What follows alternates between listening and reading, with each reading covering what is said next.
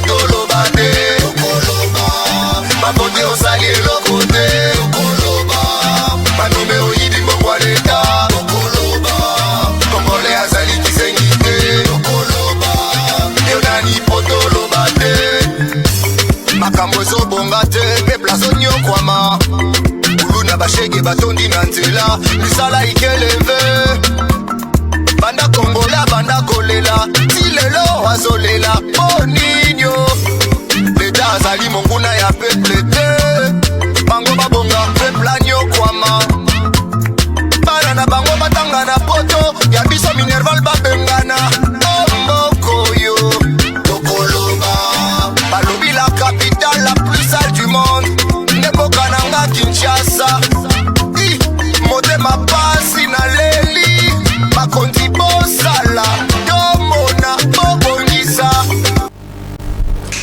mbote na bino banso bayebalela kotala émission Le Peuple d'abord émission na bino bozelaka mikolo nyonso oyo boyebi ezalaka mokolo ya mardi mokolo ya jeudi pe mokolo ya samedi émission na bino oyo ememelaka bino masolo ya bayi politique na kati émission oyo toyambelaka bino bayi politique biseko api bino bopesaka mituna na bino po ete komela bango pe tobetaka masolo ya mboka na kati ya plateau na bino ya Le Peuple d'abord tozalaka awa elongo na ndeko Flavien bomitungisa te po aza mosika te aza na biso kati na we esika na bi ete bomitungisi ntango bomuninga na telemi liboso ya elobeli na bino ndeko Flavien aza mosika te aza na biso akokota na ntango esengeli po ete apesa bino ngonga na bino ya kotuna mituna epa ya bayi politiki boyebi ete na kati ya émission na biso ya Le Peuple d'abord tobetaka masolo ma etaleli makambo ya solo ya mboka o etaleli masolo ya politiki yango wana pona kolakisa bino ete tozali biso moko te kati na esika tozali na bandeko oyo tokobeta na bango lelo masolo ya mboka oyo eza koleka mikolo oyo tozali na masolo o etaleli likambu ya ndeko na biso ya maison civile oyo abengamaki bongo na maison na prison ezali sango oyo bapesi biso peza lisusu na lisolo oyo etaleli makambo ya baprisonnier kuna na boloko lolenge ni bazali traité na prison na biso ya makala pe tobeti su lisolo ya nungu toyoki bato ya Fayulu bazali ko accuser bandeko na biso ya UDPS par rapport ya menace oyo ezalaki likolo na bango nde masolo yana toyeli bino na pokwa lelo tukobeta yango elongo na ndeko Jean-Patrick Musenga bisika zali na pesi mbote ndeko Jean-Patrick mbote maman Jean-Patrick Musenga za secrétaire général adjoint et Alliance des démocrates congolais parti oyo ekamba makana président Kabanga Babadi na autorité morale Jonas Mokamba. Merci beaucoup. Tous appels les sous et l'on de Junior Bakokela et Azali Bongo CG à IFF parti cher il y a des constaté Mbengele na biso e pazali awa akobete na biso masolo oya memeli biso na mokolo lelo ndeko mbote mama mbote na ba téléspectateurs nous bazo na biso merci na opportunité bo pesi biso tozali bongo ba oyo baza ko kamba parti IFF Union fait la force oyo ezali bongo parti cher ya honorable Constantin Mbengele mwana Nzambe et bongo to ye pona to pesa ba sango to sana ngona ba imboka ba kongolo bazola na biso ba yeba makambo ezoleka na mboka Kongo ezali héritage oyo bakoko batikela biso na yango to lobi boy tango inso makambo ezosalema na mboka il faut biso to tozi opportunité tozi ngonga tozi eposa ya kopesa bandeko sango basango na biso to sana yango to pesa yango na bosolo yango le peuple d'abord na plateau tozali bongo ba parlement yozali mama pa présidente ya parlement to pesa ba Congo makambo ezali ya solo ya kokosa te merci na invitation de kopesi biso na ba oyo so bazolanda biso matondo mingi ndeko junior bongo to kel susu na ngambu ya ndeko papi Musa yazali moto bosi bomesani komona esika ya plateau na biso ya le peuple d'abord ndeko Musa bisika zwami to pesi mbote papa merci ndeko pona boyambina. Merci beaucoup. Bongo ndenge na lobaki liboso ke lelo elongo na bango nde tokobeta masolo ya actualité ya mboka ndenge mboka za kotambola toyoki mo banungu ete mokonzi ya chef à maison civile azalaki bongo bakanga kiye pona masolo etaleli makambo ba milice pona na Kingabwa tokipe lisusu ke bandeko ya SID baza kofunda bandeko na bango ya UDPS tant tout ça pena na précision na ngote mais to occupé lisusu na prison kuna ya makala bandeko basi bakangami baza na traitement moko ya mabe nde masolo to kobeta pe lisusu ndeko Théodore Ngoi lelo to occupé na kati ya masolo asili ko bongola maloba na ye par rapport ya accusation o ezalaki likolo mokonzi Félix Tshisekedi nde masolo to kobeta lelo bandeko batali to pesi bino lisusu mbote tikaki mena nzambe umena mabota na bino bongo mokolo lelo toyebi ete ndeko Flavien pe azali akokota bomitumikisa te to bandi bongo na ndeko Jean-Patrick kolandisa na masolo ya maison civile tolingi toka avi na bino par rapport ya bokangami ya ndeko mokonzi ya maison civile toyoki ke ye babengisaki ye ete aza basimbi eza provisoire parce que balobi ke eza provisoire mais nayebi te point de vue na bino par rapport à arrestation na ye. Merci beaucoup maman. Oko yikila ngampi ko ndenge tolobaki pa biso on dima que nameka ko recadrer moi moké azali mokonzi ya maison civile te azali oyo babenga na lopoto directeur administratif mokonzi ya maison civile uto nkondo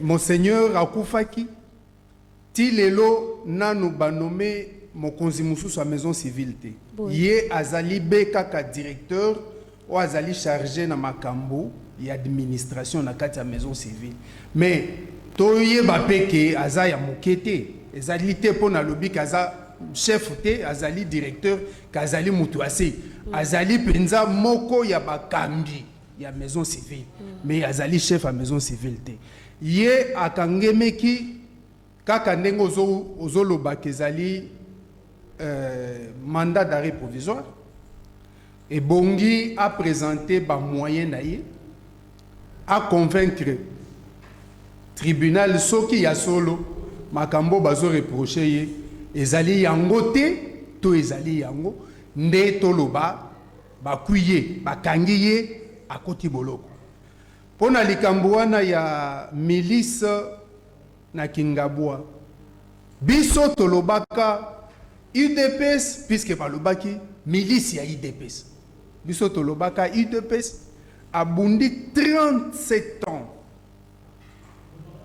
atikala ko entretenir milice mokote et bon lelo UDPS a commis na pouvoir bien sûr que ça un pouvoir partagé a kende ko entretenir milice est-ce que ça nango besoin tolobaki ke zalaki makambo solo te ezalaki bongo des individus oyo balingi ba abuser na bokonzi bango nde mutu bazolinga ko entretenir flou mais dossier ezali na maboko ya Ndeko Jean-Patrick ngana lingaki to sembo na muke na koto etaleli maison civile hein boto simba na côté ba milice te to simba na maison civile po epesi moi nous tozo soso la penzate maison civile rapport ya milice e kokota kuna ndenge ni surtout ngito comprendre nanu mokonzi ndenge lobi kazali directeur administratif ya maison civile bon rapport na ezani ni na likambo ya milice wana ndenge bino boye na kolinga na makambo ezolobama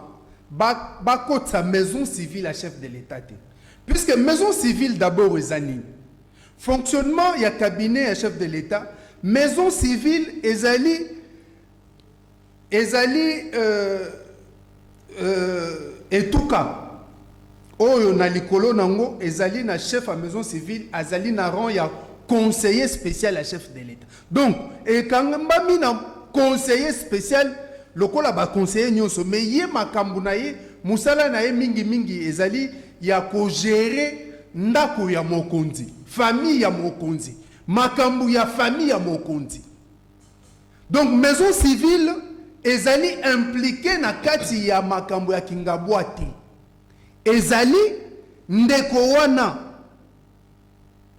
oyo directeur administratif asalaka na kati ya maison civile yende mutu ba reprocher ye na makambo wana ya milice ya Kingabwa eza maison civile te matondo mingi to baluki na no muke na côté ndeko junior bakokela bio loka boza mutamibe ko maître tout lingo sembo la biso parce que ce qui totali ba attribution il y a directeur administratif il y a maison civile Peut total ici sous likambo ba milice vraiment concordance exacte. Et quand ici sous likambo arrestation. Merci beaucoup maman na malgope sipiso. Naza la même logique au ndekonanga au Tiboliba. Mais moi mon question est dans le sens que un directeur administratif la maison civile à chef de l'État, c'est tout d'abord c'est quelqu'un qui travaille à la présidence de la République. Maison civile fait partie, il y a ma attribution, il y a ma fonction, ils allaient dans la présidence de la République. Donc, ils allaient monter la présidence de la République. Il y a un qui biso IFF, un parti, correct, partisan, sentimenté. Dès lors que le ministère public rôle construire à charge et à décharge, communément appelé le magistrat du parquet, va placer Ndekowana sous mandat d'arrêt provisoire, cela veut dire qu'il y a des indices sérieux de culpabilité qui pèsent, nonobstant à l'égard. Yandeko oyo va placer sous main. Yango tozolo baboye. Petolo ba yango. Est-ce que eza na bandeko oyo baza réellement ko accompagner mokonzi mboka na vision na ye? Mama, tolomela on a plateau yo. Mokonzi mboka mona mboka Antoine Tshisekedi Tshilombo Félix azali na posa ya kobongisa Congo. La volonté y est. Mais papa, si tel est le cas. Mais est-ce qu'il est bien accompagné dans la sélection à Salaki dans le cabinet naïe? Dans le but de accompagner mon Konzamboka. Quelles sont les motivations? Directeur administratif l'instruction d'abord au parquet est secrète. Toza na étape babengi yango en droit pré-juridictionnel. Ministère public a enquêté, a constaté qu'il y a des indices de culpabilité qui pèsent. Et pas un déco qui va placer sous ma les lois dans la CPRK. Il y a un autre qui va commenter, noter, sans avoir eu des conclusions. Parce que ce qui le ministère public a constaté que Bafé est réellement établi, va transférer dans qui de droit, qui est le juge naturel pour Bassambi Sandekoana. Mais est-ce que réellement Mokonzi Mboka sélectionne pour le cabinet parce que membre aux la directeur administratif de la maison civile à chef de l'État, d'abord tu travailles à la présidence de la République. Et ça passe Pemawa biso bato tozali ba disciple ya Etienne Tshisekedi. Tozali bongo ba disciple ya Tshilombo Félix Antoine Tshisekedi o toza ko accompagner tomoni ndeko oyo asali passe. Il y a eu des rumeurs, il y a eu des spéculations, oh ceci cela. Mais pourquoi Bagaïti la police? J'ai aimé Maître Kapiamba le confrère que j'ai salué en passant. Déclaration sur la qui n'a pas Congo FM pour ne pas citer le nom de cette radio. La police va enquêter de fond en comble. Si va découvrir que Ndekowana, il y a des indices de l'équipabilité qui pèsent sur lui. Ils ont passé. Ils ont passé. Et puis il n'est pas trop tard, Mokonzamboka, il est grand temps à assainir milieu wana. Toloba ki yango ba opportuniste baza ibele, ba yiba luka mbongo, ba luka bayebana, ba luka basa la combo. Mais Mokonzamboka azana souci mboka oyo. Avoir Tshilombo Tshisekedi comme président de ce pays, c'est une bénédiction pour nous. Les membres et les cadres de l'IFF. Bon. Merci Matondo Mingi Deko Junior Wakokela na baluki nanga mo Deko Papi Moussa pona kotuna mutuna oyo parce que ya ebisa biso lobi ke FCC ezawana pona ko accompagner Ndeko Félix yango eza raison ya coalition. Mais quelque part balobi ke likamba milice eza pona ko protéger Mokonzi Mboka. Pendant que bino bosi boleka ki nzela wana et en quoi est-ce que ça profite la population avoir des milices en plein centre-ville, en quoi est-ce que ça profite par rapport à votre expérience, Ndeko Papi Moussa? Ndeko, na sepele mingi na boyambi na yo ya pokwa lelo. Merci. Plateau du peuple ya Ndeko Flavien. Mais il faut tout expliquer bayumboka nini ali koleka. Mais nzamba ali bolingo. Akomisaka batu na bisika oyo pour que mokili eyeba makambali koleka ndenge nini. Je suis vraiment très ravi na introduction ya bandeko na ngai ya cash concernant ndeko na nga. Nous sommes de l'AFDC alliés. Nous avons l'autonomie. Vous êtes les alliés des cash. Non. Il ne faut pas affirmer des choses qui ne sont même pas correctes, cher ami. Je vous respecte beaucoup dans l'intervention, mais quelque part, je me suis présenté comme étant IFF, secrétaire général de l'IFF, les alliés de l'AFDC. Tozaya Kachité, Tozaya FCCT. Nous avons l'autonomie. Mais nous faisons partie de la majorité parlementaire. Ok. Kozala kimia. Na sepeli ndeko na ngai alobi ke non na introduction na ye ali koloba sembo aye awa po aloba sembo abuka population te. Mais je suis vraiment très déçu avec une contradiction mal placée sur le plateau. Oh bah il y a ta fonctionnement à l'état, c'est ça. C'est ça la difficulté. Oh, tout le monde a bandeko. Si vous embrassez la politique, la moindre des choses, tout d'abord, il faut savoir koyeba lo lenge nini fonctionnement ya l'état izalaka. Lorsqu'on ne maîtrise pas le fonctionnement de l'état, voilà ce que ça donne. Une confusion totale. Je suis vraiment, je ne sais pas même le mot que je peux placer. Bandeko Oyo, je vous apprends tout d'abord que non. À la présidence, et ali na batu o ba bengi ba fonctionnaire ya présidence o ba ali ba fonctionnaire ya fonction publique o ba ali na présidence na ba membre ya cabinet ya présidence maison civile eza membre ya cabinet ya mokonzi ya mboka. Ce n'est pas une gestion des fonctions publiques de la présidence parce que je sais de ce que je parle parce que j'en fais partie pendant 18 ans. Ndeko o ba ali koloba lelo ba komo wanga na ye. Je te donne une information. Ndeko o autaki kokufa papa leki ya président de la République. Azaki mutu ayambo ya maison civile. Mutu o atikali lelo bakangie na makala. C'est lui qui vient la deuxième personnalité il y a direction wana ou conseil wana. Et ali mutu ali na makala lelo. Nommé par notre président de la République Félix Antoine Tshilombo. Si ce dernier était fonctionnaire de la présidence, il devait être nommé peut-être par Mobutu, ou par Mouzé Kabila, ou par Kabila Kabangé. Oh, Atikala depuis Kala, à sa fonctionnaire affecté. Mais il est nommé par l'ordonnance d'actuel président de la République.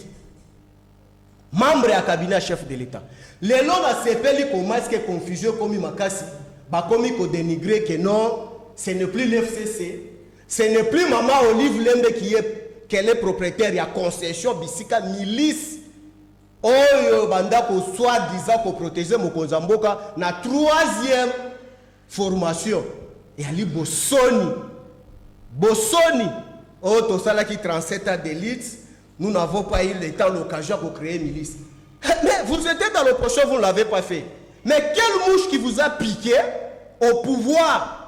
Oh boali ko kamba na ba pouvoir nyoso tout, mais pour créer milice. Mais voilà ça pour protéger mon kondi. Non, ça c'est une aventure à genoux. C'est l'argument bah ça qui va dire ça stratégie. Il faut pas même appeler ça. Ça stratégie. Ça c'est une fourberie. Laisse-moi avancer les choses. Les indices très graves. Tokei musika na ba investigation. Sango ba uti ko kangawana o ali na boloko. Toke ko trouver concession au babanda koko c'est la Olive Lembe. Et ali lopanga basango. Et puis dans la quartier bisika buzoba ane banda ko saleba. Pembeni a député à IDPS provincial, pembeni à IDPS député national à IDPS. Où je parle le président à l'intérim de l'IDPS et le président et le député provincial Jekoko Moulumba.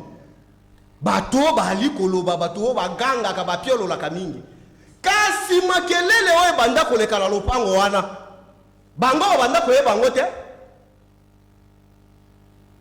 lelo na sepeli na confusion ndeko na ngai président intérim na ndeko na ye Kabuya balobi yango kie police ekendaki ko découvrir milice wana te ndeko Kabound nde abengaki président de la République. Président de la République a instruit ministre de l'Intérieur ministre à l'intérieur, yende a instruit Kasongo ake komona. Mais si Kasikoyo bango moko ba ko se contredire. Oh non, la police n'est pas là qui investigation. Mais ça après vérification. Il faut toujours mais vérifier. Mais pourquoi ils se sont précipités de tromper le peuple? Mais parce qu'il y a information sur qu'il faut vérifier. Écoutez, attention madame. Il y a des informations qu'on ne peut jamais s'hasarder à cause de l'aventure de l'Angola parce que ça touche la sûreté de l'État. Jean-Jacques Mamba, député, militaire parlementaire, Bakangaye na kilote auti kolamuka. Tout a été accéléré à un niveau impossible de juger à cas de flagrance. Balongola yangote pour une histoire qui n'a pas même de sens. Tout le cas sende ministre avec ses immunités. Balokota ye bakena ye butu auto sambisa ye en matière de flagrance. Oh, c'était que une infraction des droits administratifs. Non, on a chité Sikol. Si quand milice Oyo est touché une atteinte à la sûreté de l'État, non, on va faire l'enquête. État des droits. C'est quoi ça? Expliquez le peuple. Et ce dernier se donne les leaks en pleine capitale. Tout en état dans la maison du chef de l'État. Attention. Dans la maison civile, quand ce qui concerne les responsabilités de la maison civile, il faut que la population n'importe qui. Il faut que tu sois un homme confident. Donc, mouto confident, tu en as. À ça, l'humilié, tu en as. Non. Jusqu'à là, balobi que ils ont une arrestation provisoire. Non, c'est juste provisoire parce qu'ils sont devant magistrat. Lorsque ça sera devant juge, dès que vous avez l'arrestation, déterminé.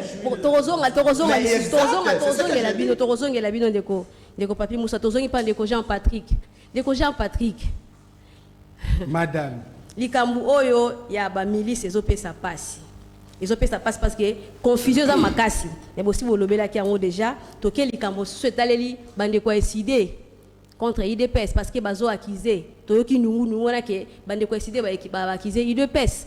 Na kati ya menace pe ba lobi ke on a tourne ba on peut bazo linga ba répliquer information ne comme libino est-ce que vous avez jugé ezali fiable? Madame nazo ya lombango na motuna no ami balé mais ndimba na récupérer moi muke na moi si vous avez 2 minutes. Omoni ndeko nanga na gauche azoloba na biso ke tozali na confusion. Cependant dans ce dire yende mutu affaire montre une confusion assise et bien entretenue. Là, on sait pas répondre des populations ici qu'on répond de Papi Moussa. C'est nazo répondre été. Nazo répondre été. Ah ouais, toye ko soit na interview na population liée comprendre. Sa population makambo toyebi. Nazo continuer ya ko affirmer que ndeko wana azali chef ya maison civile té. Ba pesiye maison civile té. Po azolo babi Bapesa ka maison civile ya mutu ya confidence. Pour le moment qui gère maison civile. Lorsque tu parlais, je t'écoutais. Donc vous voyez que Naouti Koloba wake depuis Sango Akufaki. Qui fait l'intérim? Nanou Qui fait l'intérim? Quand je parle, ce n'est pas toi qui poses des questions ici. Mais il faut expliquer peuple. Mais finalement, nous devons être polis. Nous sommes au Parlement du peuple. Lorsque tu parles, moi je ne parlais pas. Merci mon frère. Jean-Patrick. Voilà. Donc, nous devons savoir nous respecter lorsque nous sommes sur le plateau. Voilà. Et cela fait aussi en sorte que nous puissions respecter le peuple qui nous suit. Voilà. Nani Makambouana, je vous assure, lorsque Hollandi, ministre et intérieur, a lobby que c'est un membre de l'UDPS qui a appelé. C'est pour dire que l'UDPS elle-même n'est pas dans cette histoire. Parce que les membres de l'UDPS a bengi ministre ou a géré sécurité Yamboka. Ça veut dire que c'est un cadre de l'UDPS qui a appelé. Ça veut dire que l'UDPS n'est pas de mèche avec cette histoire. Bon, pesa ki moi explication ko tali savama nani oyo ba bengi mokonzi ya maison civile et ba ina ba attribution na ye. Nani ko sali pe différence par rapport ya mokonzi ya maison civile nani de ko o azana kana bokangami. Exactement madame. Vous savez? Mettons bozolo ba ke doit de peste. Ngai matière ya sécurité nazana mwandambu ya information. Je pense que na mesa on a cause à la expert ya sécurité na Prouver yango. Je suis en train de dire ceci. Tango bazo sala, tango feye, bazo kabiloko nyonso en bloc. Ba bandi enquête, basali otozo benga recoupement. Recoupement, on coupe, c'est pas la critique. On est allé à la critique, c'est alors yangonde bazo accès la vraie étude pour savoir qu'est-ce qui s'est passé. Je pense que c'est un exercice que tout celui qui est passé par la sécurité ou l'armée connaît. Et ça, Babiloko a raconté awate. Nani pona nani bandeko ya eside. Et loko ya eside. Serait sensible. Biso tozali. Bon, na ebité nazo profiter na micro na ona loba. Nga nazo préparé thèse et doctorat en matière de victimisation de guerre. Tozana oyo to bengaka mutu oyo azo se victimiser. En réalité, aza victime. Il se fait passer pour une victime.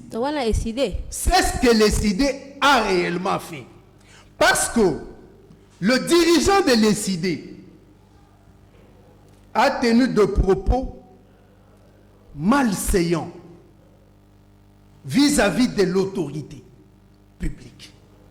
S'il vous plaît, s'il vous plaît.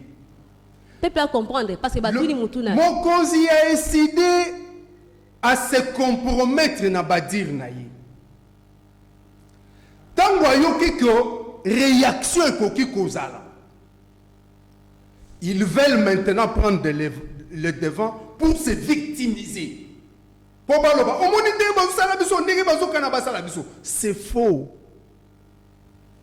L'UDPS a toujours vécu en paix avec tous les autres. L'UDPS ne fait que réagir lorsqu'elle est provoquée.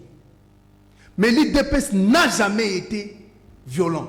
Parce que philosophie na bango ezali non violent.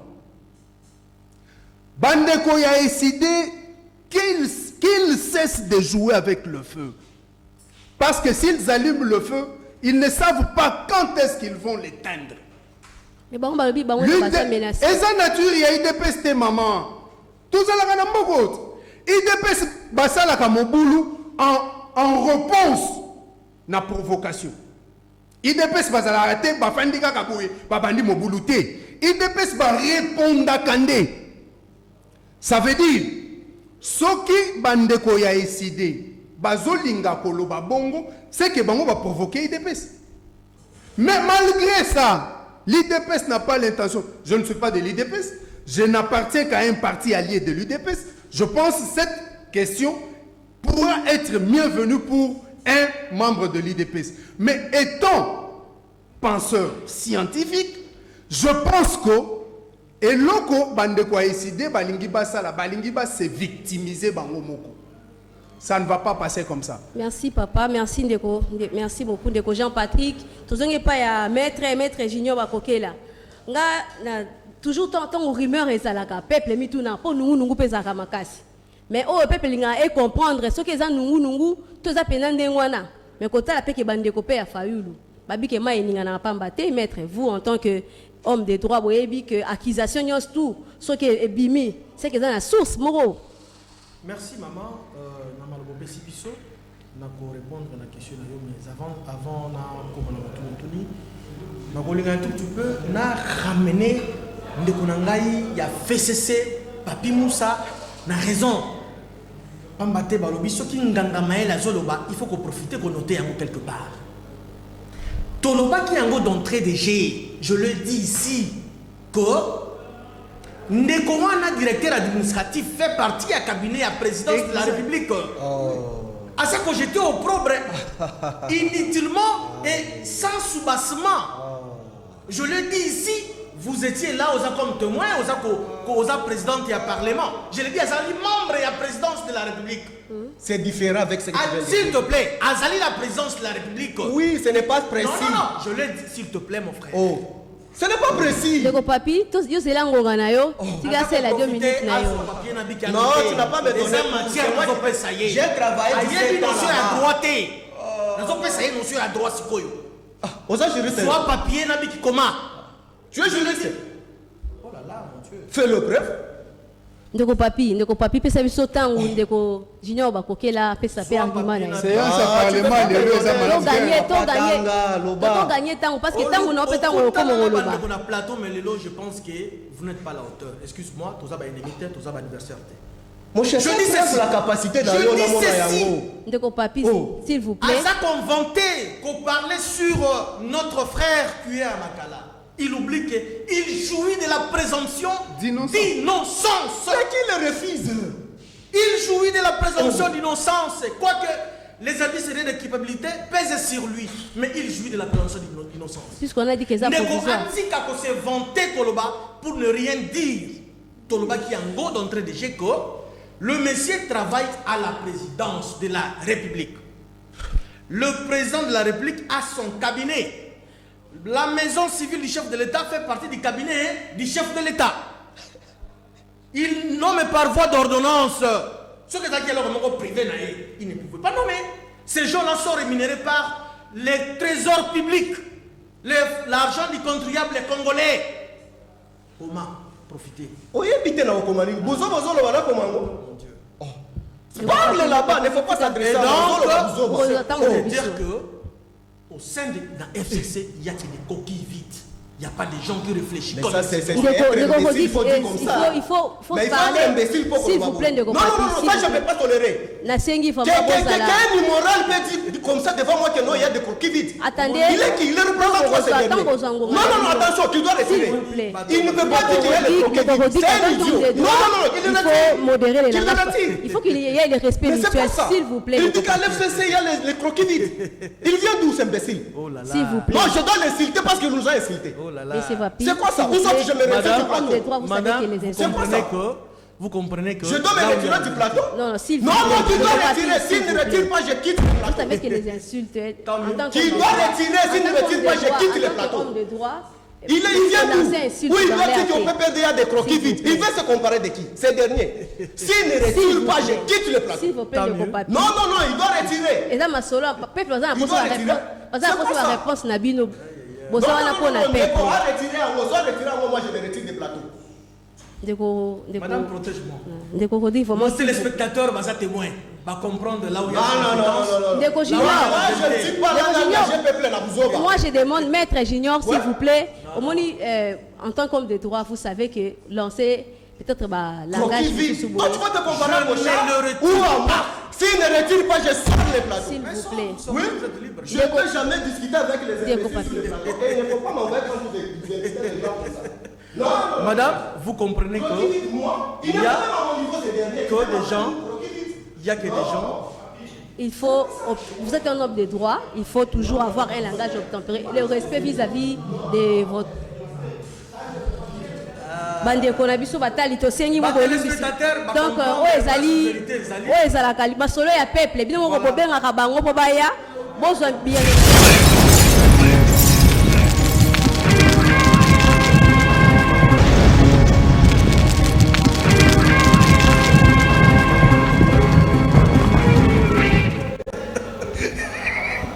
Mais vous êtes un homme quand même de droit.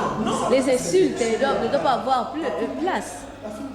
Donc quand vous taxez, s'il vous plaît. Alors madame, nous disions ceci.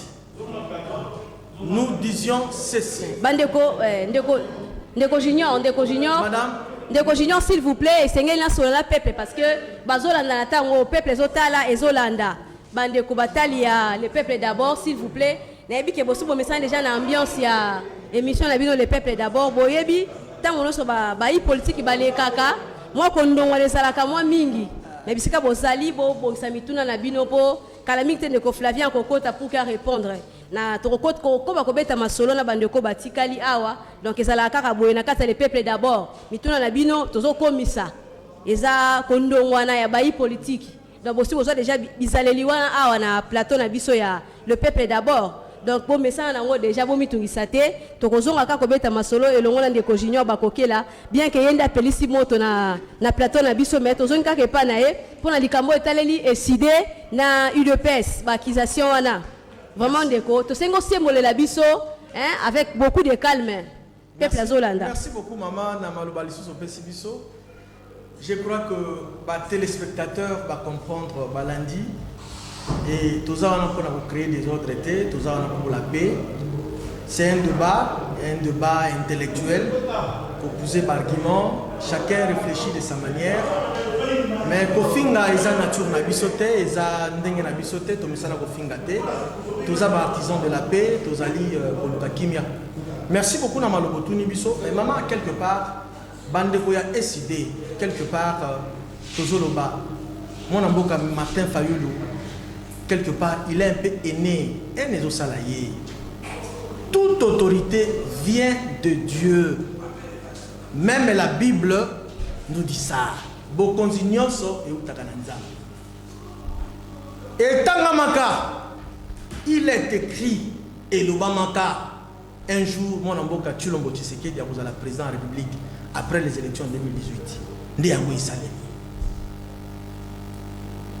La façon dont mon amboka Martin Fayulu a été s'allier n'a honoré comme frère Maître Théodore Ngoï, on a compris d'abord sa façon de parler. Vous sentez qu'il est trop peiné et n'est pas à longueur dans le contexte.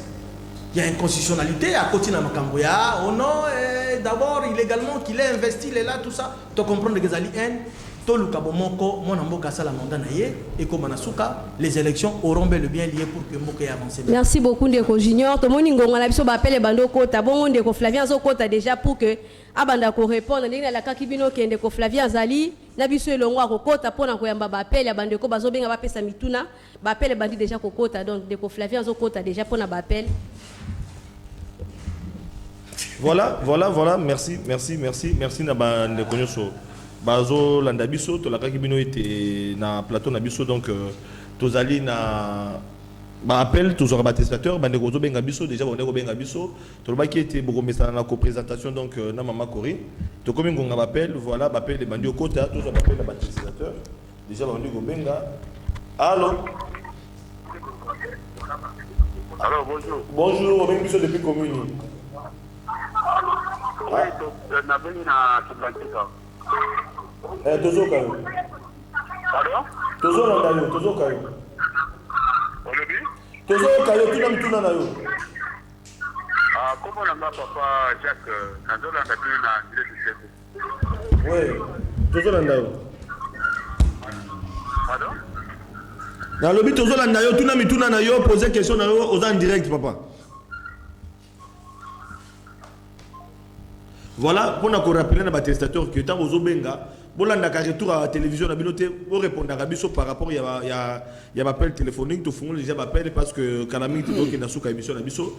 Alors to la bokebi débat na bino, ils allaient sengomingi mais kasi na moi incident où tu savais m'a te représenter vraiment excuse na ba testateur au bazona na biso. Allô? Oui, allô? Ok, ngai nazali botuna pana makambo ya la police oyo bozali kotize yango kuna te depuis biso tobima centre ata tinimo kote peza toza na difficulté mpona kolata. Donc bino bozali mpona problème ya tenir ba policier. D'accord, message ya bino ekomi na base ete bakonza mboka bakolanda oyo eza émission de peuple d'abord bakotala ka na bino. Avande difficulté mpona bozotala makambo ya développement contenant pour la police vraiment il a déjà fait policier ya file tozolata lokola bato moko peza ya zamba moko boye vraiment ezosala ta soni. Merci beaucoup na ndeko bengi biso. Voilà, wana bandeko ya police o bapesa information mpona bango balobi ete et là la tenue tu sais qu'on a base général Kasongo na base ba bazali ko kamba au plus haut sommet police baza ko landa biso ministre de l'intérieur. Allô? Oui, ndeko bengi biso depuis commune. Bonjour monsieur Flavien. Bonjour papa bengi biso depuis wap. Na bengi biso à travers la ligne voilà.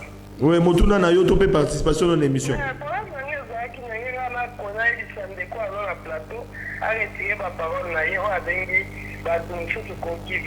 Merci beaucoup à retirer à Zoyoka. wana aiba kozala na korespecte bato to wana na plateau.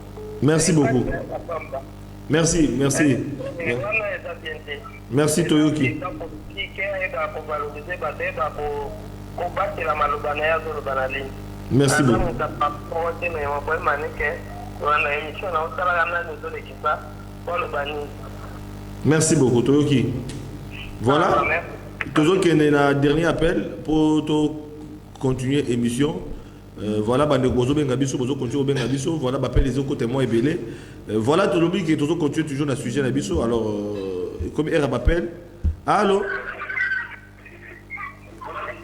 Allô? Allô? Voilà. Il m'appelle, ligne comme saturée, ligne comme saturée. Voilà, tout comme la R m'appelle, ligne comme saturée. Allô? Allô? Vous êtes déjà en ligne, papa? Allô? Oui, vous êtes déjà en ligne, Tozo Kayo, ben biso na commune ni mutuna nao. La bengi na commune ya Bobo na Selembao. Ah voilà, bandeko. Tozo Kayo. Monsieur Gauthier Tozo Kayo. La lobby Komoni kutoa wote kwa bima wana siko. Te abimite azali Tozana ye. Tozana ye. Pardon? Tozana ye abimite Tozana ye. Kazongi. Tozana ye. Kazongi. Donc ils ont passé à la débat et à la bon la classe de Bale. Merci beaucoup pour le conseil.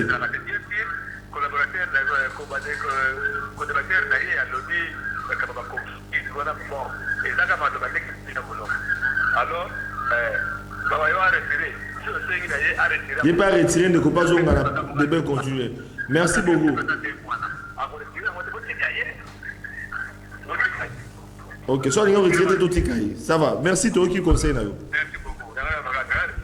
Mais à quoi retirer, Kaka? Ayo Kakanga, à quoi retirer? Merci, papa. Voilà. Allô? Allô? Allô? Allô, bonjour, administrateur. Bonjour, papa. Vous êtes depuis commune? On a dans la commune à Selembao, oui, ndeko, tozo kayo. Nalobi, allô? Tozo landa yo, tozo landa na bokebi. Nalobi boye. Ndeko na biso pe perdre wana afingi pe moninga makasi. Yeba fingi makasi. Bango mi bale ba ko retirer. Bango mi bale ba ko retirer. Yeba fingi, oba fingi. Ça va. En tout cas, tu parles makasi, bonjour.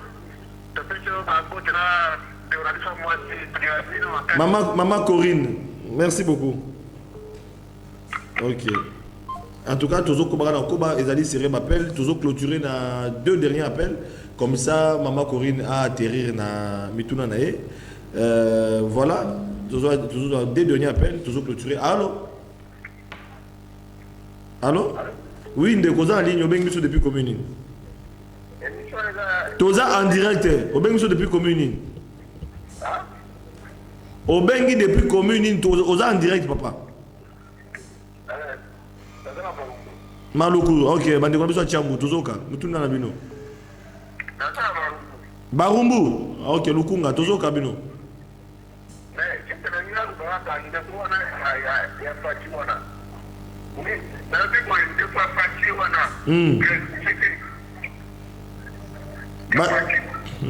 Tozoka. Ndio papatiwa na toka sana imate atika kufinga batu parce que eza émission za public bato bazola na yeto za ndako bazola na yeto tulingi makama kufinga batu tena émission vraiment soki aza kwa mambo émission c'est bien afanda kana ndako na yeto d'ailleurs moi je le connais bien oh merci oye bien oye bishi yo bakokela baza ba adversaire politique merci.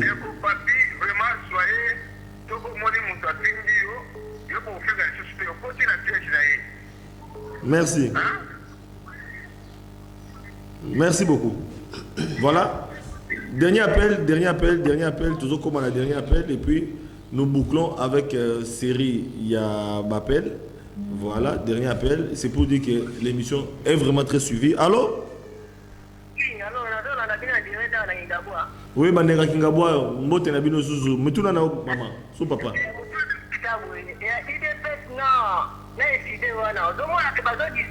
Ezali peperde na ba ali ya IDPS.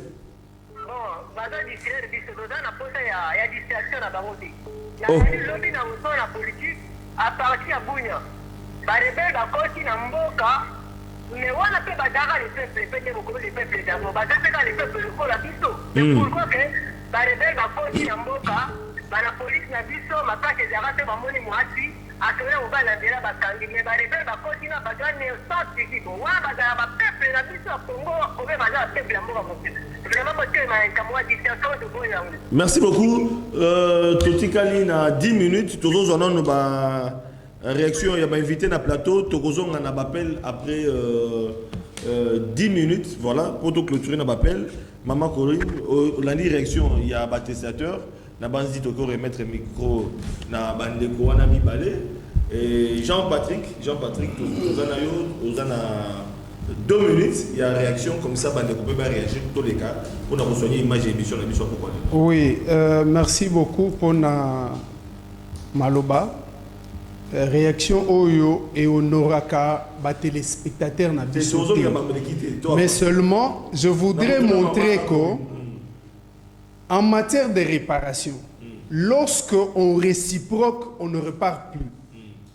Ce qui a solo ndeko à Fingaki, on a réciproqué. Et même réciproque, qui disproportionné. Donc, il n'y a plus réparation. Voilà. Voilà. Pour répondre à Likambu, il y a ici je pense, Maman Corinne, nous sommes comprenant qu'il y a malamou que jamais UDPS a koki kokanela décidé à kende kosala décidé mobulu parce que ezalaka philosophie ya IDPS.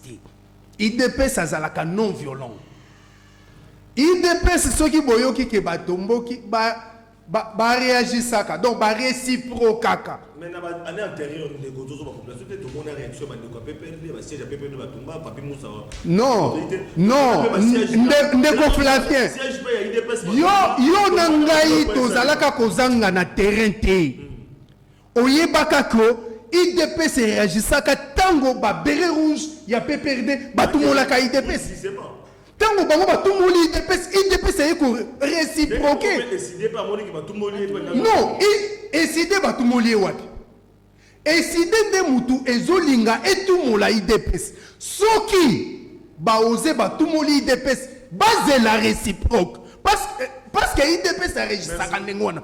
Donc biso toza posa te mboke pe la moto toza na posa makambo ekende malamu bande kwa décidé bofanda Kimia, soldat du peuple, abetaki mabe, atakaki mokonzi, atakaki bokonzi, pas mokonzi, bokonzi. Donc, soki ekole kanango na Kimia et le kana Kimia, mais boyeba. Mais donc, considère comme on a deux plaintes parce que Théodore Ngoy déjà il a voix à comporter. Omoni likambo Théodore Ngoy.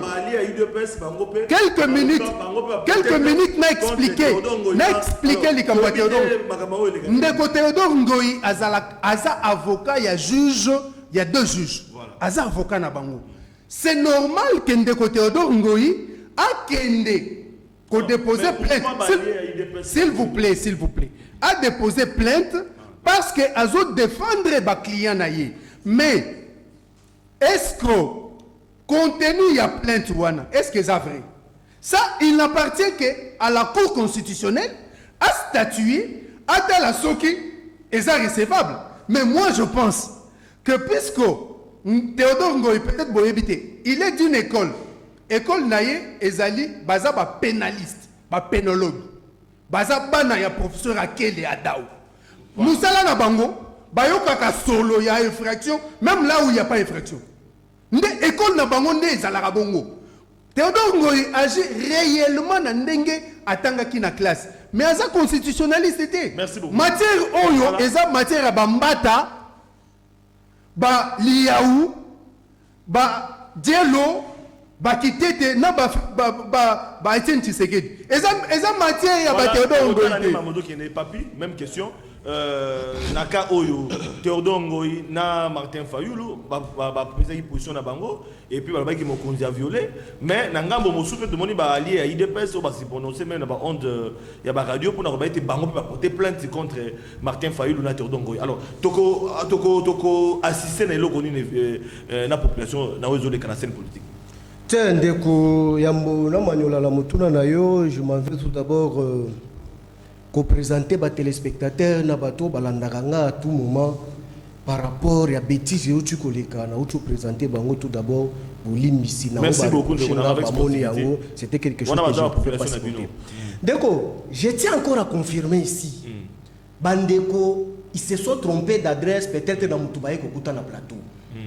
Avec une confusion totale que je suis en train de démontrer maintenant.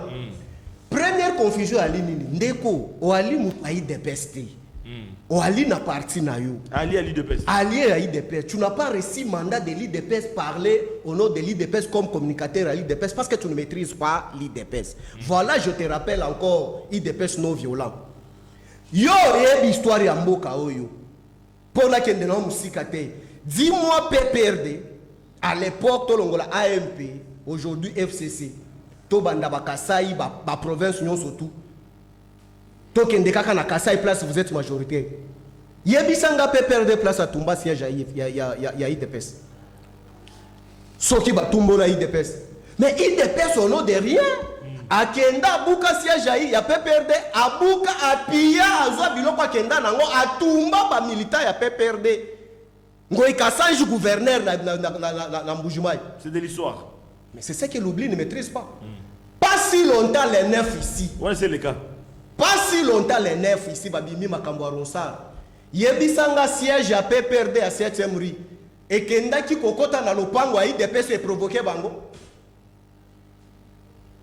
Batumbi, Babouki, Bapillé. Non, ça c'est ce qu'on appelle la diffamation dans beaucoup de makambo. Oh, mais sur Ekosukane na oyo a plainte. Oyo plainte AP badi ba plainte contre Fayulu na Théodore. Il y a une confusion que je dois éclairer. Laisse-moi, tu vas me perdre. On a 2 minutes. Ndeko alobi yango j'affirme encore, je comprends que non ndeko ayebi fonctionnement ya l'état ta soko mokete. À cause se défendre. Je fais les Na lobi boyi. Lorsqu'on dit une personne qui travaille à la présidence ne veut pas dire qu'il est membre du cabinet chef de l'État. J'ai dit non.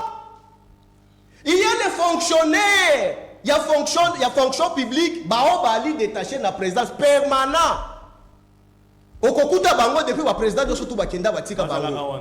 Mais il y a les membres des cabinets dont en fait partie ces derniers aux arrêts d'une manière tout d'abord provisoire dans Makala au Bali Kobenga Sango.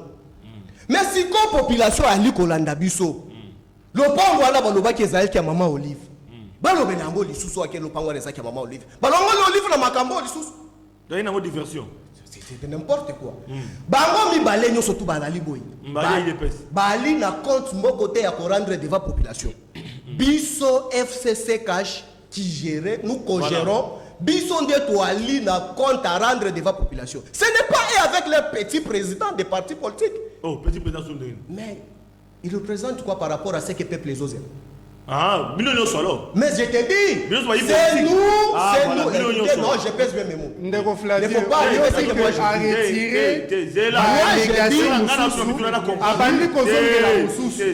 il appelle nos présidents de petits présidents. Non, non. Quelque part, Jean-Patrick, plateau Oeza Malamouté. Jean-Patrick. Jonas Mukamba, Aza Papa ya Kabila Joseph. Joseph Kabila Benga Jonas Papa. Tshisekedi Abenga Jonas Mukamba Papa. Ce n'est pas que. Allez vous informer. Voilà. Allez vous informer. Soki Kabila Koutani na Mukamba Benga. Jean-Patrick. Ozo Benga, la présidente de la mission.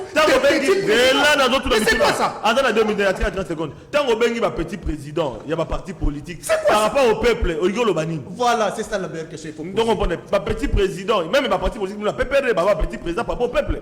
Écoutez, nous sommes ma parti politique.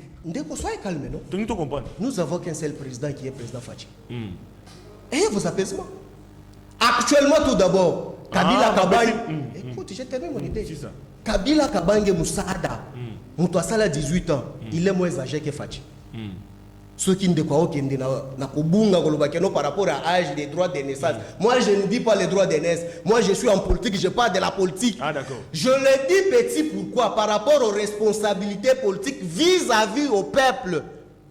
Mais mon Dieu, Voilà. Mais il ne connaît pas Moukamba, il n'est pas politique, lui. Il est en politique, ça fait combien de temps? Il ne connaît pas les gens. Calme, Jean-Patrick. Mais non, moi je suis calme. Ah, je suis président Je suis très calme. Vous voyez comment il fait la diversion. C'est souvent lorsqu'on manque d'arguments Jean-Patrick, qu'on atterrit dans les insultes. opinion bah Hollande Bino. Hein? Soit qui a mis Benguina et président, petit président face au peuple. Et à Bengi, il y a eu petit. Mais Hollande y était. Mais Tika si ça se cause. Yo ne comprend pas d'été. Voilà, je te chiter. Je comprends. Bon, évitez la mot sous voilà. Pour eux, ça banalise déjà. Ce que je dis, c'est quoi? Je comprends que niveau et analyse politique, ils ont par rapport à la compréhension. Alors, 30 secondes pour c'est là c'est très important qu'on t'explique. Au moment où on est très important, mais besoin de semblant. Au moment où on est koyawa. Ya koluka positionnement moko oba ebi atasite ba kozwango. Moi je suis enseignant à l'université, monsieur. Si tu ne sais pas ça. Je suis enseignant à l'université. J'ai dit ceci. Je pèse bien mes mots. C'est quoi? Personne ne peut m'intimider. Et je pèse bien mes mots. C'est lui qui se sent les airs. Je suis les alliés. Et non, c'est lui qui est le débat. Exact. Mais baya na lengo bakoya. Yo kana expliquer ndeko ko bon sanga fil d'idée. La politique. Makambo ali vraiment onde kwa kingabo abengi. Pour le succès voilà. Bandeko bali balié ba se dit que no ba olongola nanu FCC. Qui se prétend avoir bolingo makasi na président de la République que nous autres. Bilo FCC bolingo makasi. Mais bango bando ba komo bakolo bango. Même milice et salami. Tomoni ko deko ba rebelle c'est dit jamais vu au pays. Même en Afrique ou partout au monde, ba koti na mboka na ba arme na bango, ba siéger parquet, ba siéger ba institution publique de l'État, et puis ba bimi na calme surtout la minduki na bango, ba zoni bisika ba vanda. Mais nous, to comme il est long na plateau, au loto lobela makambo ya solo qui touche la sûreté de l'État. Merci beaucoup. Toi ko lo makambo ba fayu. Tu vois que c'est une distraction. Merci beaucoup. Voilà. OK. Ndeko, maloba pe panayo, boni bino ba lia IDPS pour na bolingo makasi. FCC. Je suis émotionné, Monsieur le Président. Nous avons une émotion, Makasi. Jimmy Kitenge, je te salue en passant. C'est quelqu'un qui est à la hauteur. Qui est le plateau, il est du PPRD. Il y a des qualités, s'il te plaît, laisse-moi parler. S'il te plaît. Pardon de Gojino. Quelqu'un qui vient dans la structure communale, il ne peut jamais. Calme. Qu'il débatte avec. C'est là pour la suffisance, niveau Yamoutou, intellectualisme Yamoutou. Pour répondre à sujet. Je suis resté calme lorsqu'il était en train de parler. On appelle si une fois de plus Jimmy Kitenge. Pour répondre à la voilà. C'est bon. Pour répondre à la question de la population, s'il te plaît, laisse-moi le temps de parler de ces la ligne au sujet.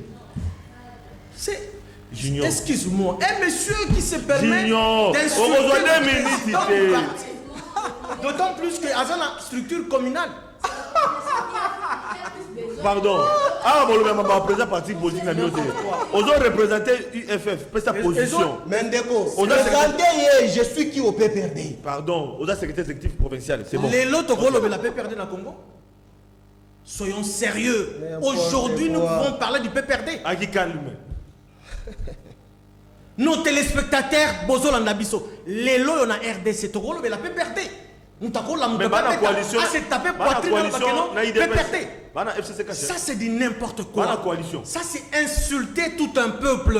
Le PPRD, c'est quoi? Bon, répondre dans le débat parti politique. Je crois voilà. Il y a sérénité. Voilà. Ok. Répondre plus. Likamo ya Fayoulou, Théodore. Vous êtes d'abord juriste, vous avocats sur Ngabiso. Banier qui est juriste dans le plateau et récemment pour affirmer que je suis juriste. Oui, on a juriste, voilà. Alors, les Canadiens, ils ne vont pas voir. Les téléspectateurs ont Ndabiso avec beaucoup de respect. Ceux qui Nazala qui est un peu trop vite n'a pas déjà tout sur le Kiango. Merci beaucoup. Merci pour la sportivité. Ok, c'est l'équipe. Discours toi, il y a. Voilà. Bino ma juriste répond à Bissot. Mais une fois de plus, n'a pas insisté na pesi Jimmy Kitembo. Ok, mais une minute. Aza croquis vide. Jimmy Kitembo femme peut partir na ba croquis vide. Voilà. S'il vous plaît. Vous voyez qu'il vous plaît, Junior, je réponds à Bissot. Merci. Bissot est bien que Sarabino. On va honorer Bissot. La population de Bissot. Voilà. La question. Juste sur Bissot. Théodore Ngoy a menacé au porter plainte pour soutenir. Alors, le lot peut déposer. Voilà. Le lot peut déposer contre Bango. De marche, il y a Théodore Ngoy. Et ça, tout à fait légitime. Il est avocat. Il a été consulté par ses clients. Toute personne le sait. Il a droit d'aller consulter un avocat. C'est ce que les deux juges-là ont fait. Ils sont allés consulter Maître Théodore Ngoy, que j'ai salué en passant. Bah consulter, il est à Moni. Quelque part, selon lui, ça n'engage que lui, que le chef de l'État avait tort. Il ne pouvait pas changer le juge, d'autant plus qu'ils étaient en plein mandat. Ça, c'est la propos de Théodore Ngoy. Ça n'engage que lui parce qu'il est avocat, assermenté en plus. Mais il y a des qui m'a posé une question. Ndeko Martin Fayoulou a eu la récupération politique pour régler ma compte. Pourquoi? Ce qu'on a dit de Martin Fayoulou. Alors, d'ailleurs, il est là, il a sa légitimité. Non. Toute autorité vient de Dieu. Nzambe Asalaki qui après Joseph Kabila Kabange, que j'ai salué en passant encore une fois. Alors, est-ce qu'il faut pas porter plainte? Il faut apporter plainte. Alors, il faut apporter Fayoulou plainte. En tout cas, sur la plainte, il y a des partis alliés à l'UDPS. Je vous informe. Je suis juriste. Il faut faire une reprocher. Martin Fayoulou, Théodore Ngoy. Mais Maître Théodore Ngoy a sali Moussala comme étant professionnel, comme un avocat. Et Fayoulou qui a fait la récupération. A sali la récupération. Est-ce qu'on peut porter plainte? Martin Fayoulou. C'est la 2023, c'est dans quelques jours, il va postuler. Ce que Tinamagi qui est à la présidence de la République, il va passer. Que qu'on a réglé par compte, ceci, cela. Tolingi Boka Oyo Lokola. Mboke comme une rail. Tozongi na bosolo ya bomoto. Congo est comme qui par terre. Chilombo Tshisekedi a comme une telle mise en boca.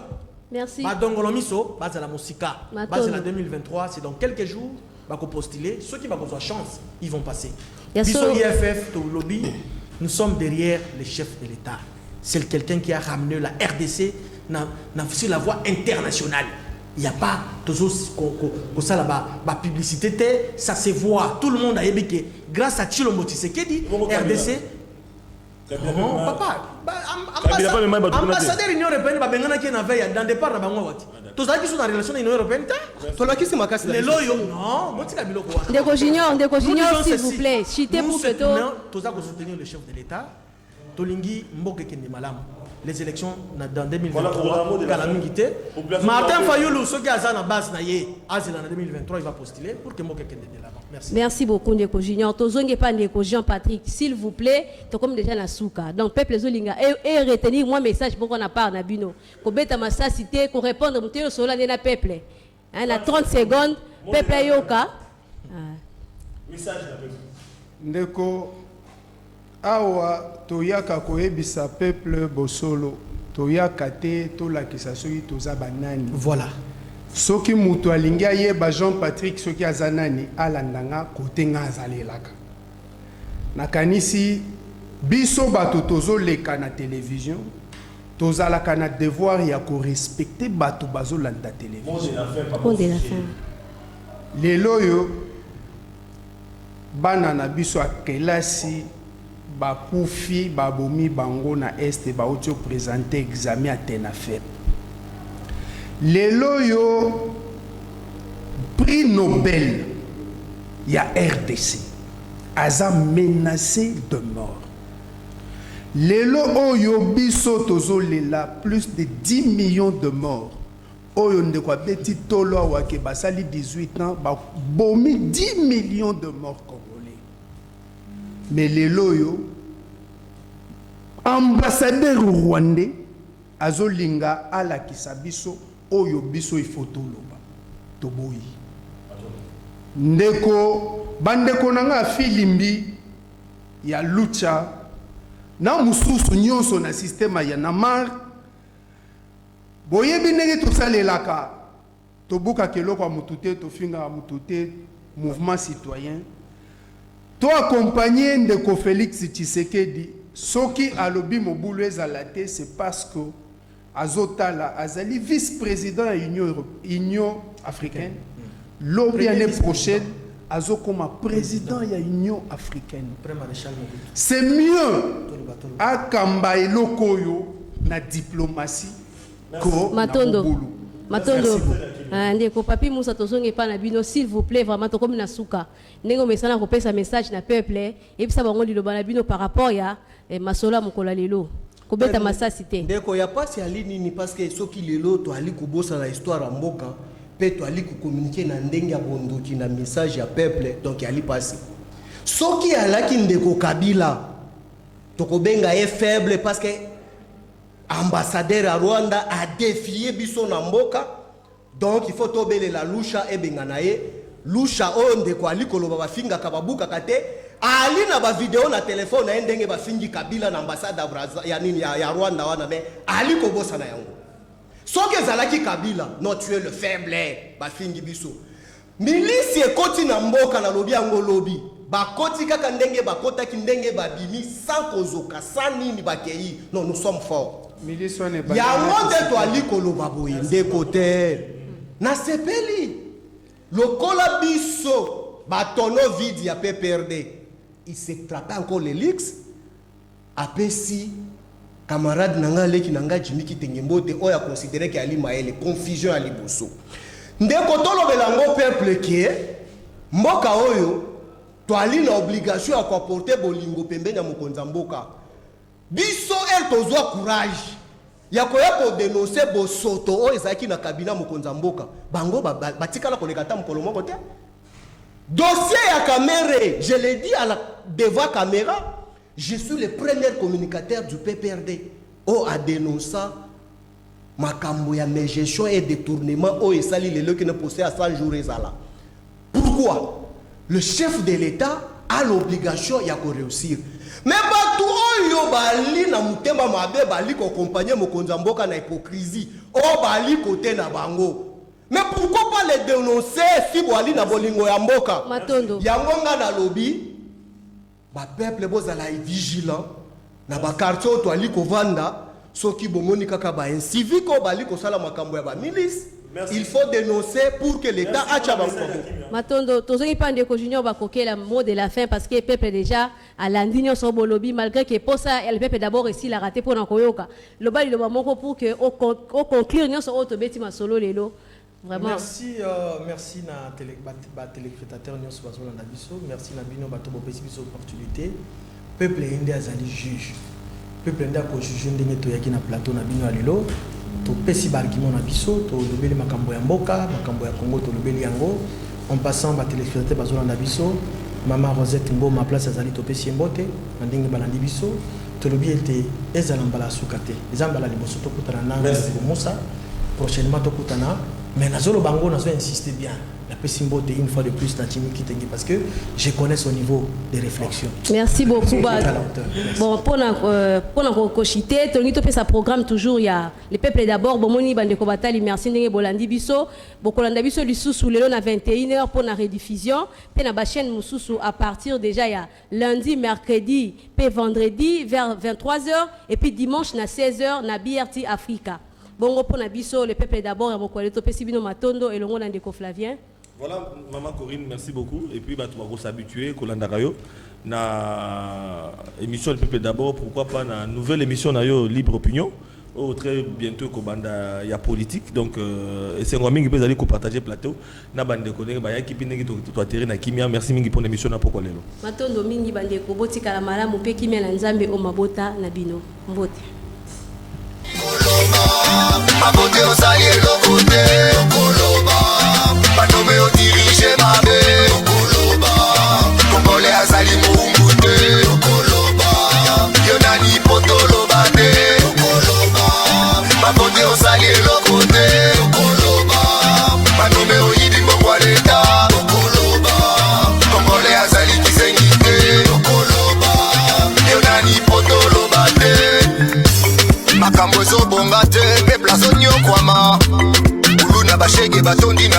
misala ikeleve